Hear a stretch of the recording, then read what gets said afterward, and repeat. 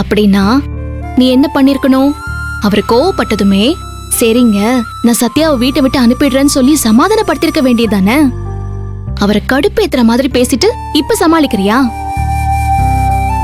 அவர் மேல என்ன தப்பு? உன்னை அந்த ரவுடி பைய கத்தியால வெட்டினதை பார்த்து பதறி போய் அதுக்கு காரணம் பூபதி தான் தெரிஞ்ச உடனே கோவப்பட்டாரு. உன் மேல அவர் லவ் வச்சிருக்கிறதுனால தானே அவருக்கு இவ்ளோ கோவம் வந்துச்சு. அத கொஞ்சம் கூட புரிஞ்சுக்காம அவர்கிட்ட வாக்குவாதம் பண்ணிட்டு இருக்கியே.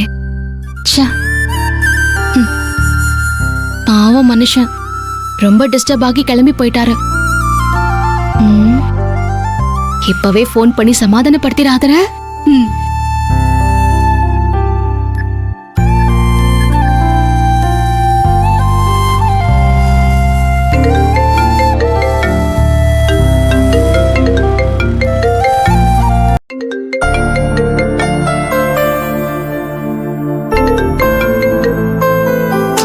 போனை எடுக்கவே மாட்டேங்கிறாரே. பேசுறதெல்லாம் பேசிட்டு போன் பண்றியா?